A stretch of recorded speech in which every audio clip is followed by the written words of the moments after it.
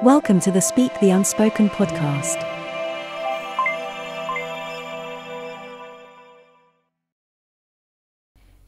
Hai, halo. Waktunya kamu simak podcast Speak the Unspoken yang dipersembahkan oleh Rutgers Indonesia melalui program Generation Gender. Nah, pada episode kali ini kita akan ngobrolin tema trauma kekerasan seksual. Apakah bisa hilang? Bersama saya, Deborah Tanya. Trauma kekerasan seksual merupakan suatu kejadian yang dapat mempengaruhi seseorang secara fisik dan emosional seumur hidupnya. Banyak orang yang merasa terganggu oleh pikiran dan emosi yang terkait dengan kejadian tersebut, dan seringkali merasa sulit untuk move on dari masa lalu mereka. Trauma akibat kekerasan seksual ini merupakan pengalaman yang mengerikan bagi banyak orang. Proses pemulihannya tidak selalu mudah atau cepat dan mungkin memerlukan bantuan profesional seperti terapi atau perawatan khusus. Kita akan membahas berbagai pertanyaan yang sering diajukan tentang trauma kekerasan seksual, termasuk bagaimana cara seseorang dapat membantu dirinya sendiri atau orang lain yang mengalami trauma, cara mengatasi masalah kepercayaan dan keamanan setelah mengalami kekerasan seksual, serta sumber-sumber yang dapat diandalkan untuk mendapat bantuan dan dukungan. Kita juga akan membahas tentang cara-cara untuk mengatasi stigma yang terkait dengan kekerasan seksual dan memperbaiki hubungan seksual setelah mengalami trauma. Nah, kita sudah terhubung dengan narasumber pada hari ini. Ada Mbak Syasha dari LBH Apik Jakarta. Halo Mbak Syasha. Halo Kak Deborah. Apa kabar nih Mbak Syasha? Segar sekali ya kelihatannya. Kabar baik, syukurnya. Mantap. Nah Mbak Syasha, kita ketemu lagi hari ini dengan tema yang berbeda tapi masih mencakup kekerasan seksual ya. Untuk Mbak Syasha nih, apa sih trauma kekerasan seksual yang kita alami saat-saat ini? Adakah kemungkinan untuk sembuh untuk trauma kekerasan seksual ini? Oke. Kalau bicara soal kekerasan seksual dan traumanya, dan ada nggak sih kemungkinan untuk sembuh, sebenarnya nggak ada jawaban pasti gitu ya Kak. Karena balik lagi kayak apakah dia bisa sembuh total, kapan sembuhnya, proses pemulihannya, itu nggak ada jawaban pastinya gitu. Itu tergantung dari seberapa besar trauma yang korban alami, dan bagaimana proses korban untuk mengakses pemulihan. Dan pemulihan itu juga banyak macamnya, bisa jadi aksesnya, terus frekuensi pemulihannya gitu. Jadi banyak sekali macam-macam, tergantung juga dari lingkungan atau support system tempat korban mengalami atau tinggal gitu ya selama setelah kejadian kekerasan yang dialami. Karena sebenarnya trauma kekerasan seksual itu kan luka psikologis ya, beda sama luka fisik gitu. Kayak kalau misalnya ibarat kata kita jatuh dari sepeda misalkan, itu ada luka fisiknya yang bisa sembuh, bisa disembuhkan saat itu, kita bisa pakai betadine ya kan, kita bisa pakai Hansaplast gitu buat nyembuhinnya. Tapi kalau trauma bekas jatuhnya misalkan, itu kita nggak tahu nih apakah bisa kelihatan sekarang atau justru 2 hari kemudian, seminggu kemudian, atau bahkan sebulan kemudian kita jadi takut naik sepeda misalkan. Nah itu gambarannya kurang lebih seperti itu. Kita nggak tahu seberapa dalam traumanya dan juga seberapa panjang prosesnya. Jadi sebenarnya kalau misalkan ditanya ada kemungkinan buat sembuh nggak sih, itu tergantung dari banyak hal dan nggak ada jawaban pastinya, nggak ada benar salahnya, nggak ada cepat lambatnya gitu. Itu semua banyak hal, banyak faktornya. Gitu. Nah, kalau untuk terapinya atau perawatan khusus, ini diperlukan nggak untuk mengatasi trauma kekerasan seksual? Seberapa itu dibutuhkan gitu Mbak Syasha? Oke, kalau bahas soal terapi atau perawatan khusus, itu LBP Jakarta itu kan adalah pendamping korban gitu ya, yang mendamping secara litigasi maupun non-litigasi. Sebenarnya kita kalau ngomongin terapi itu pasti akan bekerja sama lembaga psikologis lain gitu untuk merujuk korban-korban yang melaporkan kasusnya ke LBP Jakarta. Kayak misalkan lembaga-lembaga psikologis yang dari lembaga organisasi yang dari kampus atau organisasi lembaga bantuan hukum atau lembaga swadaya masyarakat yang memang fokusnya ke bantuan psikologis untuk korban gitu. Terus balik lagi juga karena tindak pidana kekerasan seksual itu beda sama tindak pidana kekerasan atau tindak pidana yang lainnya gitu. Jadi pemulihannya, perawatannya atau terapinya itu punya kebutuhan khusus yang memang nggak bisa langsung omongin secara belak-belakan. Pendamping aja tuh nggak punya kewenangan untuk mendiagnosis gitu kan. Jadi memang kita harus berdiskusi dan juga merujuk korban ke yang profesional gitu atau lembaga-lembaga yang memang khusus untuk pemulihan psikologis korban gitu. Nah, kalau berbicara tentang faktor-faktor yang bisa mempengaruhi kemampuan seseorang untuk sembuh dari trauma kekerasan seksual ini apa saja sih, Mbak?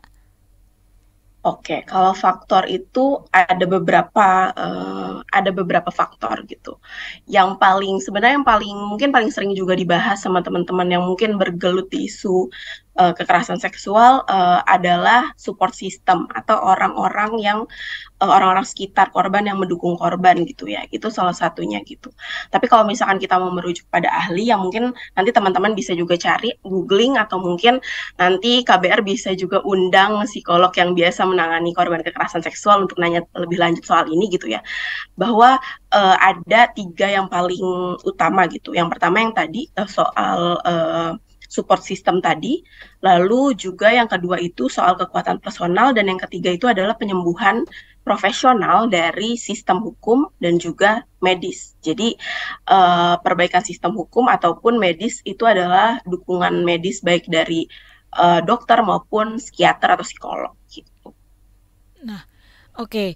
Kemudian kalau untuk orang yang pernah mengalami trauma kekerasan seksual, ini bagaimana supaya dia bisa membantu dirinya dan orang lain supaya trauma itu bisa segera hilang gitu, Mbak? Balik lagi ke poin yang pertama tadi kita omongin ya Mbak, soal kita nggak tahu apakah trauma itu akan benar-benar hilang atau nggak ada yang bisa menyatakan bahwa udah selesai nih traumanya, udah nggak ada sama sekali. Itu nggak ada yang bisa menyatakan itu juga. Jadi itu balik lagi ke proses masing-masing dari korban gitu. Nggak ada cara yang ajak, nggak ada cara yang paling benar untuk pulih dari trauma kekerasan seksual itu sendiri. Apalagi tadi yang udah kita omongin juga bahwa trauma kekerasan seksual itu jangka panjang gitu ya. Bisa jadi kejadiannya itu di bulan Januari misalkan, tapi kita ngerasa traumanya itu baru beberapa bulan setelahnya, atau kita baru tahu bahwa itu adalah trauma, atau korban itu juga nggak tahu istilah ada trauma kekerasan seksual yang dia alami. Dia nggak tahu bahwa apa yang dia rasakan itu adalah trauma kekerasan seksual yang dia alami sebelumnya gitu. Dan bantuan atau akses eksternal seperti yang tadi support system itu tadi, juga layanan bantuan hukum dan layanan psikologis itu menjadi penting gitu ya. Kenapa? Karena balik lagi faktor-faktor yang mendukung untuk korban mengakses pemulihan itu adalah salah satu yang penting untuk membuat korban itu merasa bahwa dirinya tuh nggak sendirian gitu. Jadi penting juga kenapa kita juga harus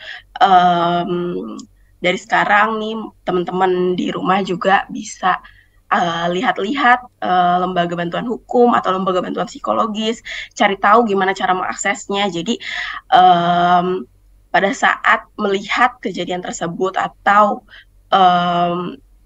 mengalaminya, itu nanti kita udah bisa tahu bagaimana cara untuk diri kita sendiri gitu. Nah, baik, berarti kita harus mengedukasi diri sendiri, balik lagi ya Mbak ya. Sekarang kan udah masif banget informasi tentang kekerasan seksual dan cara mengatasinya. Kita harus lebih terbuka lagi dengan informasi-informasi seperti itu ya Mbak Sasa ya?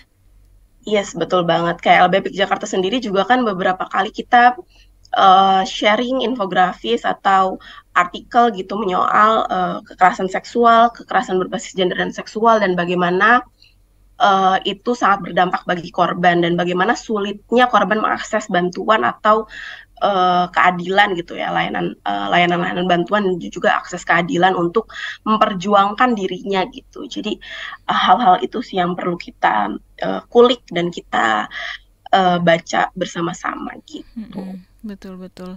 Nah, kemudian untuk risiko kembali mengalami kekerasan seksual setelah seseorang nih pulih dari yang namanya trauma pertama, itu seberapa besar ya Mbak kemungkinannya? Oke. Sebenarnya mungkin kita ngomongin dari kekerasan seksualnya itu pertama ya. Kekerasan seksual itu bukan peristiwa yang bisa disamakan dengan bentuk kekerasan lainnya. Kayak misalkan resiko orang yang habis kemalingan motor dengan resiko korban kekerasan seksual itu tentu berbeda gitu. Kalau ngomongin soal resiko, seakan-akan kayak semuanya dibebankan kepada korban gitu. Bagaimana korban itu menjaga dirinya untuk tidak mengalami hal yang serupa gitu. Padahal kita juga harus lihat faktor-faktor di sekelilingnya. Kayak misalkan ada yang namanya siklus kekerasan seksual gitu, di mana korban itu nggak bisa keluar nih dari siklus itu, sulit untuk keluar dari siklus itu, dan pun kalau sudah berusaha keluar akan ada banyak dampak dan juga dampak dan juga kemungkinan kekerasan dalam bentuk lain yang dia alami, kayak misalkan kekerasan psikis dari orang-orang yang nganggep kayak kekerasan seksual itu adalah aib, atau kekerasan psikis dari orang-orang yang punya kepentingan atau punya keterkaitan dengan pelaku misalkan, atau kekerasan psikis dari orang-orang yang ngerasa dirugikan atas speak up-nya korban gitu, atas keberanian korban untuk melapor. Jadi resiko untuk kembali mengalami kekerasan dalam bentuk apapun itu sangat besar, baik itu kekerasan psikis, kekerasan fisik juga mungkin mungkin bisa terjadi, kayak korban bisa mengalami perundungan ataupun teror gitu kan, dan juga banyak bentuk kekerasan lain gitu yang sangat mungkin dialami oleh korban saat korban speak up atau berani melaporkan kasusnya. Terlebih kalau misalkan korban itu nggak punya pendamping hukum atau nggak punya support system yang melindungi korban gitu ya. Jadi makanya tadi kenapa aku bilang bahwa support system itu penting juga gitu, dan akses bantuan itu juga penting gitu. Jadi yang perlu kita ingat juga salah satunya adalah resiko itu nggak datang dari korban gitu. Peristiwa kekerasan seksual yang dialami korban itu bukan salah korban gitu. Jadi kalau mau ngomongin resiko itu kita juga harus lihat orang atau sistem yang lebih luas daripada itu gitu. Baik. Nah, lalu kemudian kiat-kiat apa nih kalau dari Mbak Sasha LBH Apik Jakarta ya? Kiat-kiat untuk menghindari kekerasan seksual setelah kita mengalami sebelumnya atau belum pernah mengalami? Oke. Kalau ngomongin kiat-kiat, sebenarnya kiat-kiat buat korban kayaknya nggak ada sih ya Mbak. Lebih ke kiat-kiat buat pelaku sih, biar nggak jadi pelaku kekerasan seksual gitu ya. Atau mungkin kiat-kiat untuk negara gitu ya, untuk mencegah semakin banyaknya atau semakin meningkatnya korban kekerasan seksual, kayak misalnya mensosialisasikan undang-undang TPKS, terus juga melakukan rehabilitasi pelaku agar di kemudian hari tidak melakukan kekerasan seksual lagi atau tidak menjadi pelaku lagi, terus juga memberikan akses yang layak untuk korban dan akses yang memadai untuk korban di seluruh penjuru negara Indonesia ini gitu kan, karena kan akses kadang gampang di kota misalkan, tapi di desa belum tentu, atau di pelosok-pelosok belum tentu gitu kan.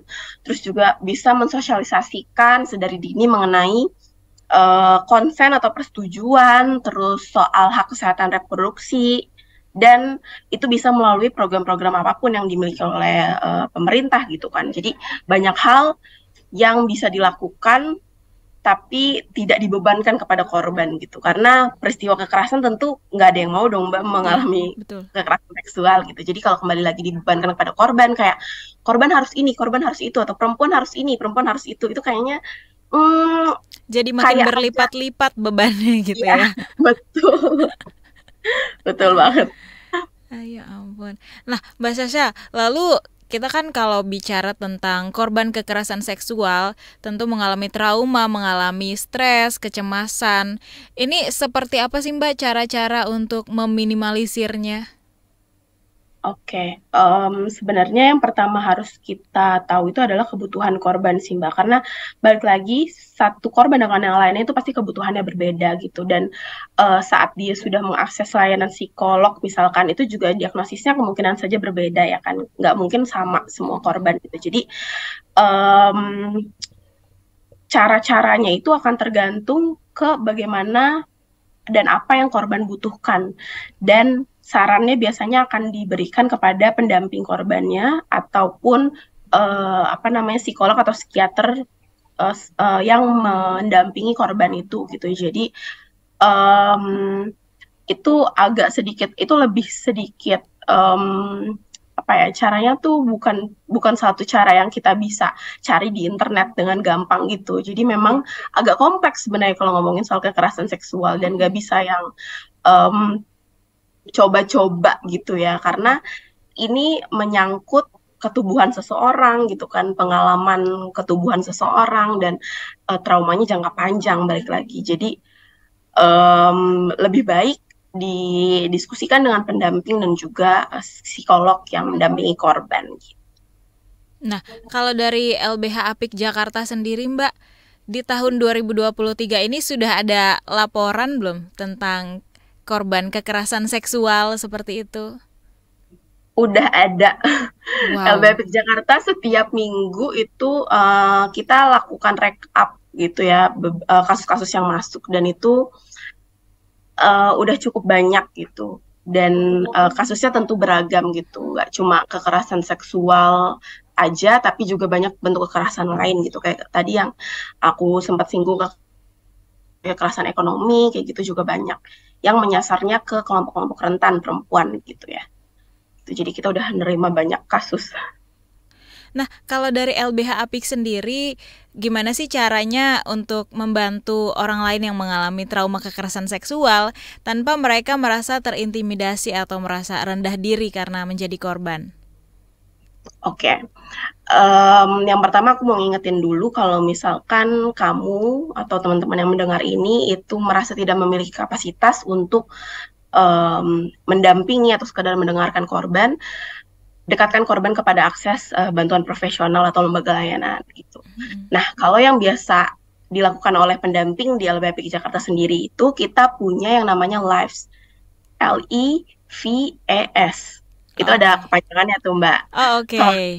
Apa tuh Mbak Sasha? Yang L-nya itu adalah listening atau dengarkan korban dengan empati dan tanpa penghakiman. Terus inquiring atau tanyakan soal kebutuhan korban.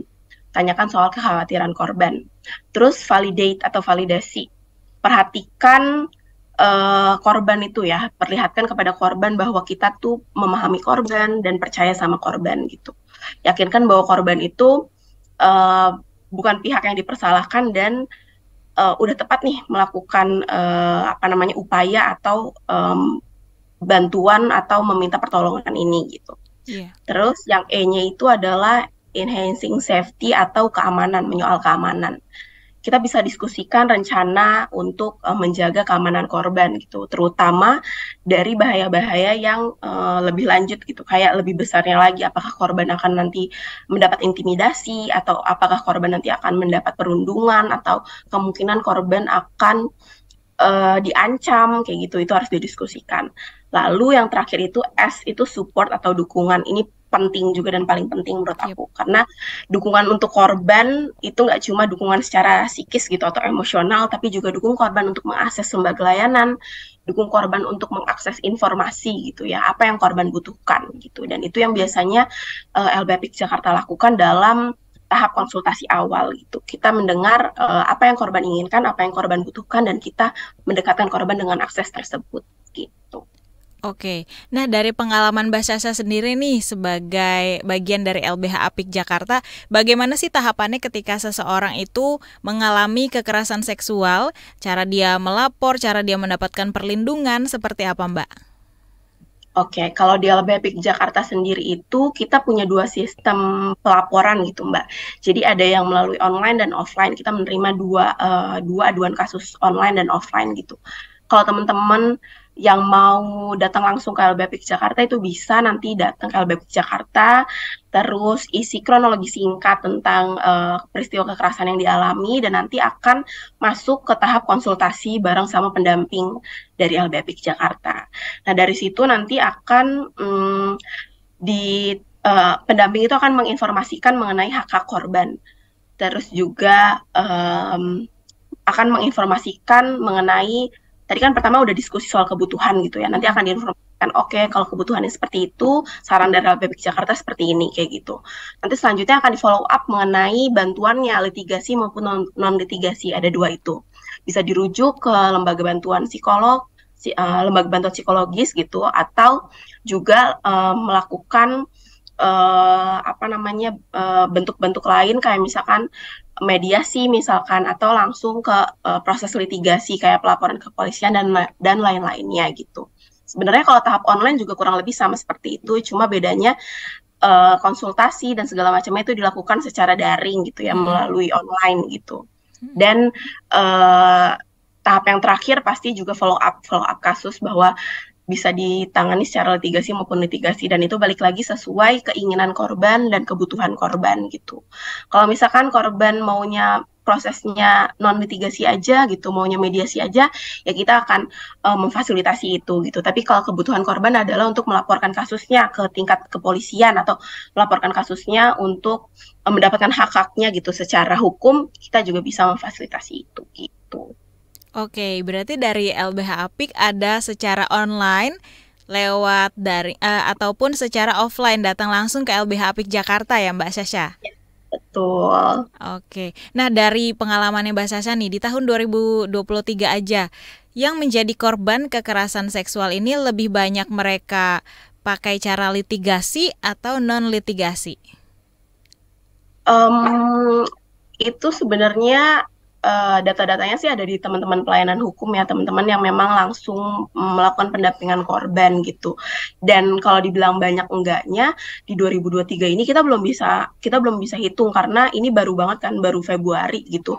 Dan itu juga ada teman-teman korban yang pada akhirnya memilih untuk nggak melanjutkan kasusnya, itu juga ada gitu. Jadi makanya kenapa kita di akhir tahun biasanya ada laporan akhir tahun itu yang kita bisa hitung data-datanya korban-korban yang melapor ke LBH Jakarta itu mana yang litigasi, mana yang non litigasi gitu, itu ada gitu. Kalau di tahun 2022 kemarin mungkin teman-teman bisa lihat di laporan tahunannya LBH Jakarta di website itu kita ada lbhapik.org.